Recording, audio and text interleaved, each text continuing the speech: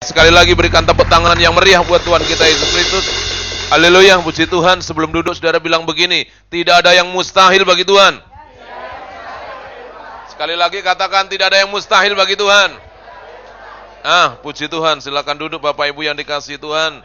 Pertama-tama terima kasih buat Pak Gembala, Ibu Gembala, semua pengerja sudah kasih kesempatan saya untuk menyampaikan kebenaran firman Tuhan.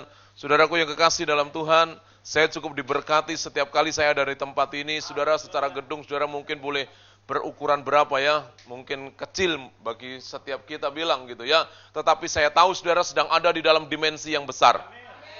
Amin. Amin. Amin. Nah, ini penting saudaraku yang kekasih, sebab sebuah gereja itu bukan sekedar kemegahannya, gerejanya tidak, tetapi siapa yang ada di dalamnya adalah orang-orang yang senantiasa berpikir tentang kerajaan Allah. Nah, ini penting saudaraku. Saya lama nggak ke tempat ini, kurang lebih belum ada setahun ya Pak Gem, belum ada ya. Tetapi begitu saya masuk dari tempat di sana itu lewat belakang, saya sungguh terkagum-kagum saudara. Kenapa terkagum-kagum? Arkadia sudah berubah, wow, dahsyat. Amin. Itu manusianya, orangnya, itu luar biasa, padatnya, banyak banget. Kemudian pembangunannya berkembang dengan begitu dahsyat. Ruko kiri kanan kalau dulu saya lihat masih ada beberapa yang sepi, tapi hari ini semuanya tidak ada yang sepi. Alias termasuk gereja di tempat ini, berarti banyak tuaian. Amin. Nah, oleh karena itu pagi hari ini mari kita belajar bersama-sama di dalam Lukas pasalnya yang pertama, ayatnya yang ke-37. Lukas pasal yang pertama, ayatnya yang ke-37.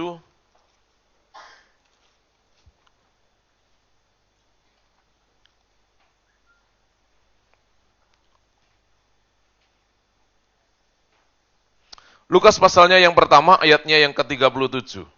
Nah, saudaraku yang kekasih di dalam Tuhan, kita akan baca kebenaran firman ini dengan mantap, semangat, pelan-pelan, saudaraku yang kekasih, supaya firman Tuhan ini menjadi bagian dalam hidup kita.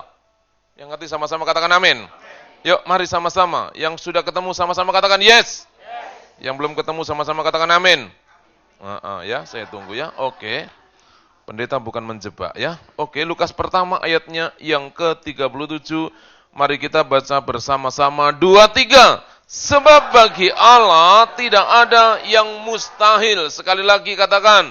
Sebab bagi Allah tidak ada yang mustahil. Nah saudara, pagi hari ini saya kasih judul begini. Kita ini hidup berjalan di dalam kemustahilan. Amin. Nah saudara, kalau lihat bagaimana Tuhan itu memakai Musa untuk membelah laut Teberau. Banyak orang mungkin tidak percaya bagaimana Tuhan memakai Yusuf, anak muda, tapi ditentukan menjadi raja. Bagaimana Tuhan memakai anak kecil, ya masih imut-imut merah, tetapi untuk mengalahkan orang yang tinggi besar. Siapa itu? Daud, saudaraku yang kekasih dalam Tuhan. Bagaimana Tuhan menuntun orang-orang Israel berjalan masuk di dalam sebuah negeri yang penuh dengan susu dan madu. Semuanya secara nalar. Itu adalah sesuatu yang mustahil.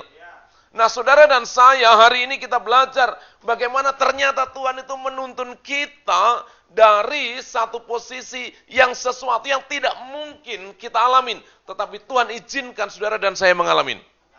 Amin. 2019 dikatakanlah tahun kelahiran yang baru. Saya percaya saudara dan saya mengalami sesuatu yang dahsyat.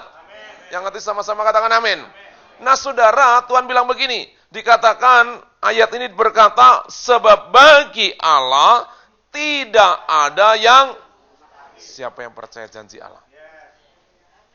Bagaimana dikatakan mandul tapi punya anak? Kalau saudara lihat ini, saudaraku yang kekasih di dalam Tuhan, ketika kita mengerti ini, janji itu berlaku buat setiap kita. Ya. Nah, oleh karena itu pagi hari ini kita belajar bagaimana supaya kita bisa mengalami daripada sesuatu yang mustahil. Siapa yang rindu ngalamin mujizat Tuhan? Ya. Saudara, waktu kita tahu sesuatu yang mustahil terjadi dalam hidup kita, yang terjadi seharusnya dalam hidup kita itu adalah pengagungan akan Tuhan. 15 hari lagi kita akan mengakhiri tahun 2019. Masuk di dalam tahun 2020. Saudara, rasanya tahun-tahun ini cepat banget gak? Siapa yang pengen cepat-cepat masuk 2020? Halo? Halo? Siapa yang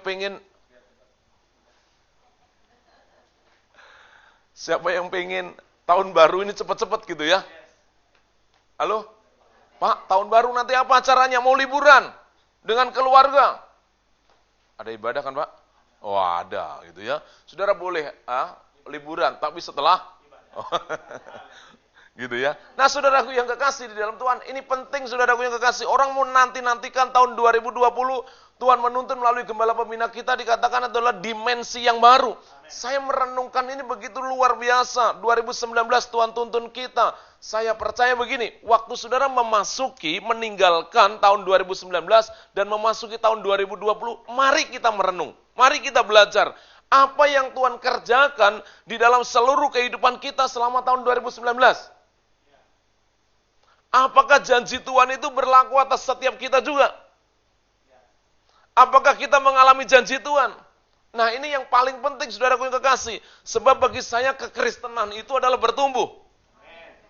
Katakan sama-sama bertumbuh. Katakan sama-sama bertumbuh.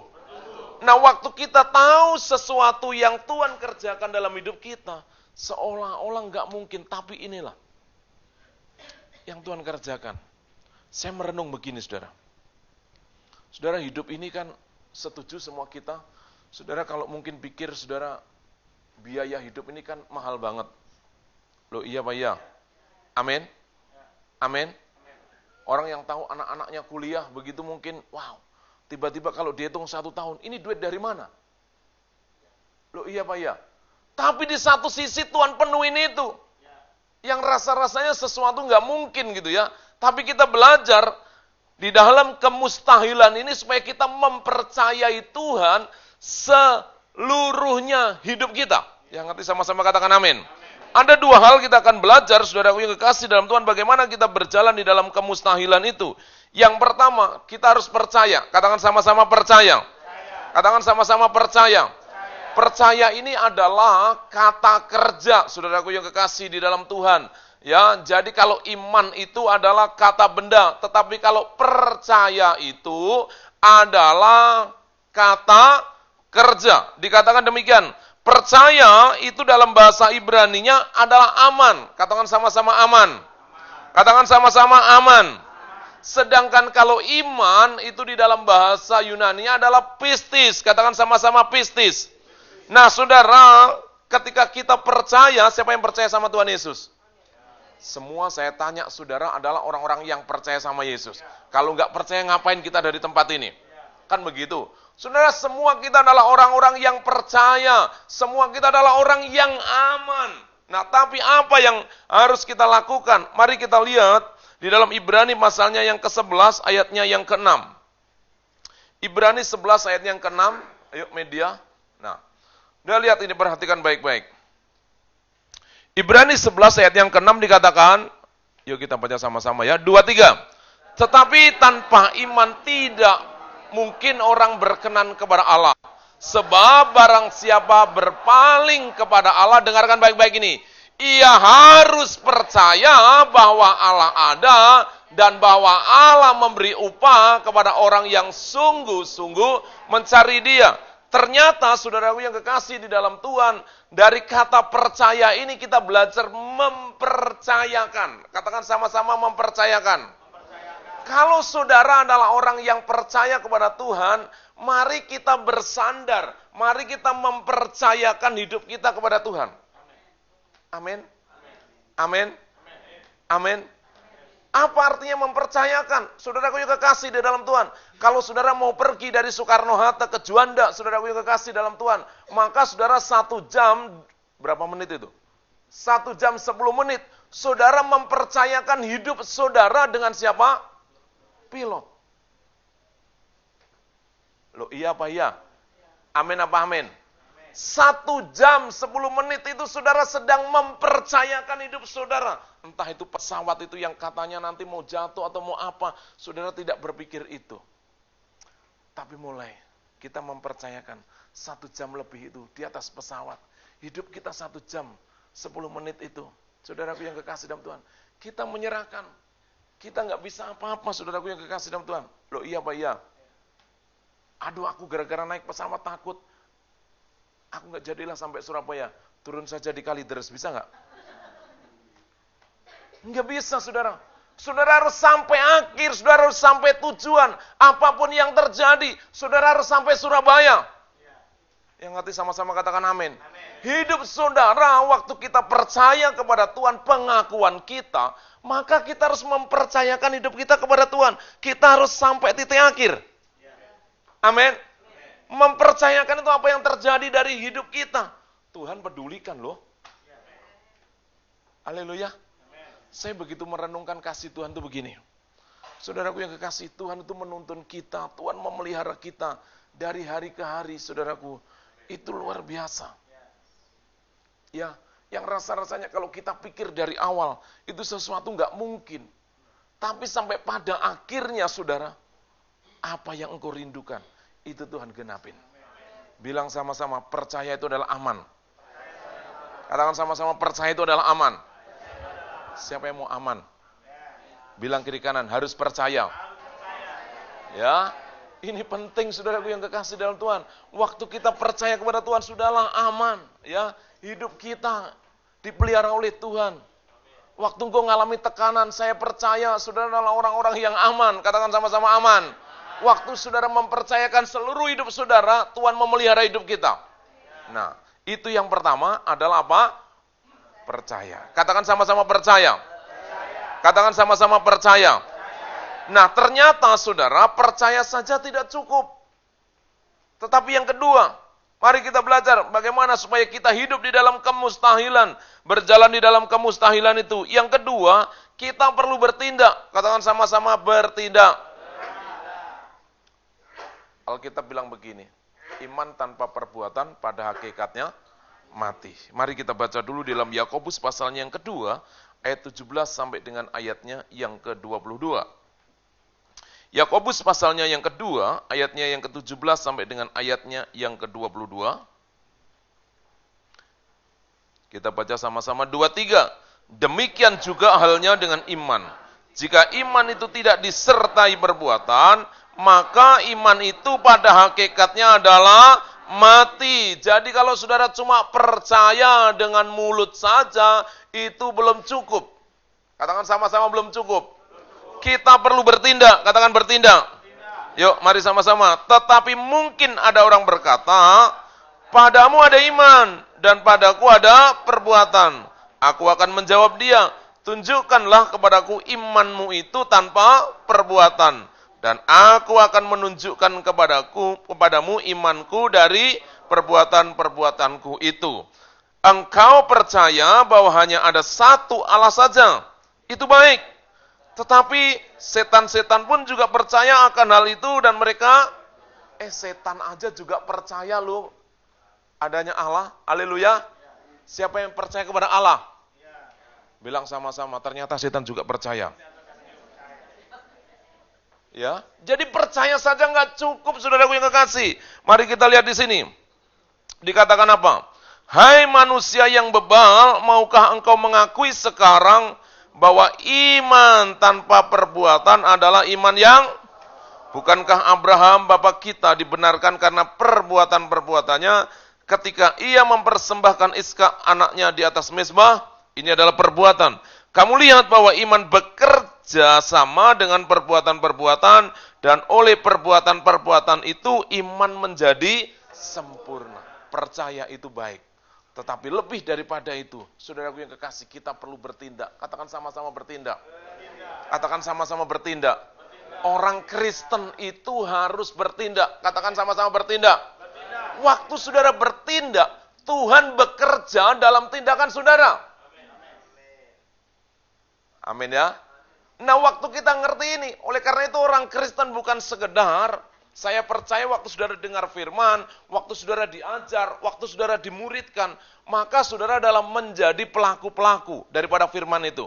Waktu saudara bertindak, saudara melakukan sesuatu apa yang saudara percaya itu. Oh, saya percaya Tuhan sedang mengerjakan apa yang engkau lakukan. Amin. Amin. Kemarin saya mendampingin anak-anak sekolah minggu. anak-anak sekolah minggu ya masih kecil lah. Dari yang paling gede itu kurang lebih kelas berapa itu ya? Kelas 6 ya, kelas 6 itu paling gede. Tapi kan anak-anak sekarang ini badannya cepat naiknya gitu ya. Beda dengan zaman-zaman dulu gitu ya. Anak sekarang ini kelihatan sudah gede-gede, tapi begitu ditanya, kelas berapa? Kelas 4, Pak. Hah? Nah, saudara yang kekasih dalam Tuhan, waktu saya dampingin itu, saudara, mereka ada pelayanan ke namanya panti asuhan. Ya, jadi kakak-kakaknya itu bukan kakak-kakaknya yang melayani, tapi kakak-kakaknya belajar mendampingin daripada anak-anak itu, saudaraku yang kekasih di dalam Tuhan. Mereka belajar bertindak, katakan sama-sama bertindak. Nah, saudara, waktu saya lihat itu, saudara, saya lihat anak-anak panti waktu ditanya, luar biasa. Siapa yang pengen jadi pendeta? Ada seorang, dia langsung maju, saya pengen jadi pendeta, Om. Wih, mantep banget gitu kan. Coba tempatin siapa yang pengen jadi pendeta. Halo, yang pengen jadi pendeta? Bukan pendeta terpaksa itu ya. Siapa yang pengen jadi hamba Tuhan? Yang pengen jadi hamba Tuhan? Halo, yang pengen jadi hamba Tuhan? Loh, kok gak ada yang angkat tangan? Cuma ada 2 loh. Hamba Tuhan, 1 hambanya. Loh. Ini pemusik, ini provokator. Ini. Siapa mau jadi hamba Tuhan? Amin. Semua kita adalah hamba Tuhan. Amin. Nah, saudara yang kekasih dalam Tuhan, waktu kita tahu itu, waktu dia lakukan, dia bilang gini, saya tanya, kamu yang jadi apa? Pendeta, Om. Wow. Lalu saya pikir begini, kenapa sih kamu kok pengen jadi pendeta? Jawabannya namanya anak kecil, dia polos banget. Jadi pendeta itu banyak menolong orang, banyak membantu orang, Om. Hah? Dengarkan baik-baik. Jadi pendeta itu banyak membantu orang, banyak menolong orang. Loh, kenapa kamu mau menolong dan membantu orang? Coba dia bilang apa? Dia bilang begini. Hari ini aku ada karena aku ditolong oleh kakak-kakak dan aku juga ditolong oleh Tuhan. Wow, itu menginspirasi saudara dalam hidupnya. Kemudian saya tanya, siapa yang pengen jadi dokter? Dokter itu kalau kata orang Jawa bukan dodok dan gemeter. Sudah tahu dodok dan gemeter? Ya. Dokter itu adalah satu profesi yang begitu luar biasa. Lalu saya tanya begini, kenapa kamu pengen jadi dokter? Dia bilang begini, kami pengen mengabdi, Om. Hah? Pengen mengabdi? Kamu gak pengen kaya jadi dokter? Tidak. Kemudian saya tanya, saudara, kakak-kakak pembina itu, mereka itu sudah ada yang kerja, mereka ada yang lulus sekolah dari situ. Kemudian dia bilang begini, Pak, mereka itu rata-rata gak mau balik. Kenapa gak mau balik? Mereka kepingin didik adik-adiknya. Saudara, saya banyak belajar dari situ. Kemudian anak-anak kecil itu belajar berbagi. Mereka berbagi dengan anak-anak panti. Mereka membagikan sesuatu. Saudaraku yang kekasih, saya belajar dengan ketulusan itu. Disitulah saya melihat begini. Orang Kristen, orang percaya, apa yang kita percayai, apa yang saudara terima, apa yang Tuhan berikan, saudara harus bertindak. Katakan sama-sama bertindak. Katakan sama-sama bertindak. Katakan sama-sama bertindak. Nah, saudara, ternyata untuk mengalami sesuatu yang mustahil itu, yang pertama kita harus apa? Percaya. Yang kedua, kita harus bertindak. Mari kita lihat Matius 14 ayatnya yang ke-26 sampai dengan ayatnya yang ke-29. Matius 26 ayatnya 14 ayat 26 sampai dengan 29, demikian bunyi firman Tuhan. Ketika murid-muridnya melihat dia berjalan di atas air, mereka terkejut dan berseru, itu hantu, lalu berteriak-teriak karena takut. Ini sesuatu yang mustahil. Orang berjalan di atas aspal itu biasa. Loh iya Pak ya. Tapi kalau orang berjalan di atas air, haleluya. Siapa yang sering melihat orang berjalan di atas air? Nah, murid-murid Yesus ternyata dia juga heran. Pada waktu dia melihat orang berjalan di atas air, apa kata dia? Itu hantu. Oh, kalau sesuatu yang nggak mungkin kita lihat itu hantu. Lalu dia bilang apa? Itu Tuhan, itu hantu, itu Tuhan, itu hantu. Tetapi segera Yesus berkata kepada mereka, tenanglah murid-murid, anak-anak, aku ini jangan takut kalau aku berjalan di atas kemustahilan, kalau aku berjalan di atas air. Ya. Kemudian berkata apa? Lalu Petrus berseru dan menjawab dia, Tuhan, apabila engkau itu, suruhlah aku datang kepadamu berjalan di atas air. Rupanya waktu dia lihat orang berjalan di atas air, dia dalam pikirannya masih ada dua hal. Itu Tuhan apa hantu sih? Halo? Itu Tuhan apa hantu? Lalu Petrus bilang begini, kalau memang kau Tuhan, suruhlah aku datang, atau suruhlah aku berjalan di atas air. Lalu apa dikatakan selanjutnya? Kata Yesus, datanglah. Maka Petrus turun dari perahu dan berjalan di mana? Di atas air mendapatkan Yesus. Ini berjalan di atas kemustahilan. Waktu Petrus, saudaraku yang kekasih, Tuhan bilang begini, dia lihat yang berjalan di atas air itu antara Tuhan dan hantu nggak jelas. Kan begitu ya menurut Petrus. Tetapi dia pastikan, kalau memang engkau Tuhan, suruhlah aku berjalan.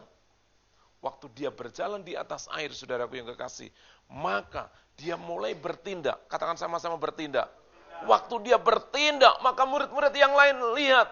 Maka Petrus itu berjalan di atas air, sama seperti yang dilakukan oleh Yesus. Amin. Amin. Saya percaya, saudara dan saya adalah orang-orang yang mengalami janji Tuhan.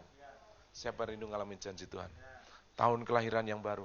Pak, ini kan masih tinggal 15 hari lagi, Pak. Mau bicara apa 15 hari ini? Saya mau bilang begini, kalau Tuhan, engkau mempercayai Tuhan dan engkau mulai bertindak, saya percaya pertolongan Tuhan itu ya dan amin. Pak, sakitku ini sudah 25 tahun, aku sudah berdoa, tapi nggak sembuh-sembuh. Waktu engkau percaya dan engkau mulai bertindak, saya percaya engkau mengalami mujizat Tuhan. Pak, 3 tahun setengah aku berdoa gara-gara aku apa? Nggak punya pekerjaan. Tapi waktu engkau percaya dan engkau mulai bertindak, ya bukan sekedar saudara berdoa saja. Tapi saudara perlu bertindak apa yang kau doakan itu. Amin. Amin. Amin. Kalau nggak punya pekerjaan ya berdoa. Setelah berdoa apa? Ya bertindak, cari kerjaan itu. Jangan diem di rumah, tiba-tiba seperti pekerjaan turun dari langit. Plafon jebol, wah terima pekerjaan. Enggak gitu saudaraku yang kekasih. Tapi tindakan kita itu akan menentukan waktu Petrus bertindak. Maka imannya itu diperhitungkan. Waktu Abraham mempersembahkan anaknya, maka percayanya itu diperhitungkan. Siapa yang mau percayanya diperhitungkan? Bilang kiri kanan, bertindak. Katakan sama-sama bertindak. Katakan sama-sama bertindak. Terakhir saya sampai jam berapa Pak? Ibadah kedua jam 12 Pak ibadah kedua ya. Terakhir saudara saya tutup dengan kesaksian. Saya tadi cerita sama Ibu Gembala. Di tempat kami ini ada orang yang usianya sudah 80 lebih. Sudah pernah ngalamin yang namanya stroke. Stroke ringan ya. Ya mulutnya sudah menyon. Apa menyon itu ya? Miring lah ya. Ya. Kemudian dia sudah mulai susah gerak. Lalu saking percayanya kepada Tuhan ini saya bilang ini luar biasa, ya. Sampai dia bilang begini, kami nggak mau nyusahin gereja, kami nggak mau nyusahin saudara seiman. Wih, kan luar biasa. Jadi kalau ke rumah itu dia pamer, Pak, nanti kalau aku mati, aku sudah punya peti di atas nih. Siapa yang mau mati sudah siapkan peti? Dia bilang begini, Pak, aku sudah siapkan peti di atas ini. Jadi nanti kalau aku mati, ini tinggal turunkan ini. Tinggal pakai ini. Lalu waktu dia ngalamin stroke usianya sudah 80 lebih itu, saudara hampir 85. Tapi orang ini luar biasa, nggak mau diem. Saya bilang begini, Mak, jadi saya panggil ini Mak, Mak kenapa sih masih mau dagang? Itu kan anak-anak, anaknya sudah belikan mobil khusus buat mamanya ini.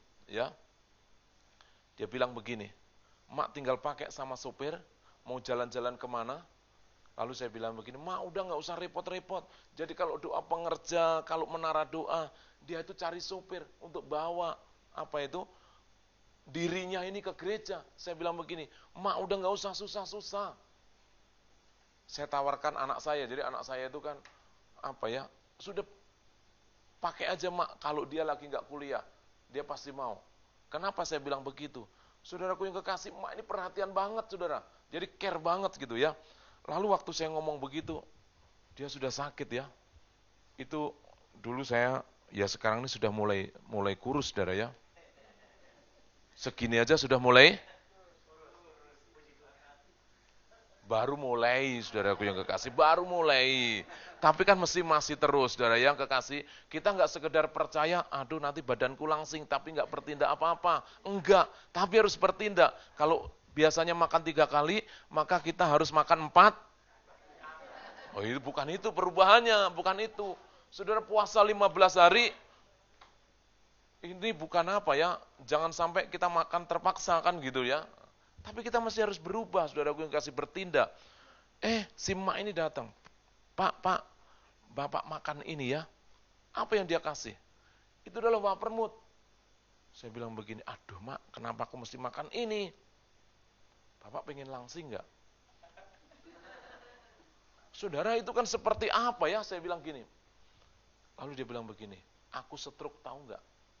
Aku sembuh. Yang pertama itu karena Tuhan. Yang kedua, aku bertindak. Apa tindakan Mak? Aku minum angkung. Dia bilang begitu. Lalu setelah itu apa? Aku belajar, waktu jalannya susah. Aku belajar jalan, waktu bangunnya susah. Aku paksa. Lalu saya tanya begini, ya sudah Mak, sekarang sudah sehat, sudah biasa. Orang usianya 80 lebih, tapi penampilannya. Orang-orang yang usianya 50 lebih mungkin agak sedikit kalah. 80 lebih. 80 lebih itu rambutnya sudah bukan lagi berwarna 2, warnanya 1. Apa itu? Putih adalah mahkota. Kan gitu ya. Warnanya putih, saudaraku yang kekasih. Tapi dia warnain rambutnya itu. Itu mau nenek-nenek gaul itu, Maya. Dia warnanya hitam. Ya. Usianya sudah 80 lebih, saudaraku yang kekasih. Mestinya dia di rumah tinggal pakai pakaian apa? Pakaian tidur. Loh iya Pak ya? Ya sebentar lagi. Tapi Mak ini enggak, seolah-olah dia masih muda. Dia dandan serapi-rapinya, saudaraku yang kekasih, ke gereja dia dandan serapi-rapinya. Mungkin orang muda, saya lihat begini, waduh pakai sepatunya aja juga haknya yang tinggi loh. Kalau jalan di lantai bunyinya ketak-ketuk. Wih Mak keren loh Mak keren loh. Saudara ternyata dia bilang begini sama saya begini. Hidup itu Pak, bukan kesempatan, tapi harus berbuat sesuatu apa yang kita inginkan. Saudara, kalau dia nyerah, dia tinggal ada di atas ranjang, saudara. Waktu dia bilang begitu, dia lakukan. Dia setiap pagi dia olahraga. Kemudian, Mak, apa yang membuat Mak itu masih rajin berdagang? Dia bilang begini, kalau aku nggak lakukan aktivitas, dia bilang apa? Maka aku cepat pikun. Setelah pikun aku stroke. Setelah stroke aku akan haleluya. Berapa banyak kita orang-orang muda gereja Tuhan, kita nggak boleh malas. Kita harus bertindak dengan rajin. Katakan sama-sama bertindak. Waktu saudara bertindak, saya percaya saudara, janji Tuhan itu berlaku atas kita. Amin. Orang si Mak aja yang stroke, dia ngalamin kesembuhan. Haleluya. Waktu saudara ngalamin sesuatu, mari kita lakukan. Apa yang kita perkatakan, kita kerjakan. Saya percaya, engkau akan lihat janji Tuhan itu terjadi dalam hidup saudara dan saya. Saya percaya pagi hari ini, kalau engkau rindu berjalan di dalam kemustahilan, mari yang pertama kita percaya. Katakan sama-sama percaya. Yang kedua, ternyata bukan sekedar percaya saja, tapi kita perlu bertindak. Katakan sama-sama bertindak. Waktu saudara bertindak, maka janji Tuhan itu terjadi dalam hidup saudara. Saudara bilang, Tuhan itu dahsyat. Baru kita bilang, Tuhan itu luar biasa. Waktu itu terjadi dalam hidup saudara dan saya, itu iman dan tindakan bekerja bersama-sama. Tuhan Yesus memberkati. Saya undang pemain musik, worship leader boleh maju ke depan. Mari kita bangkit berdiri bersama-sama.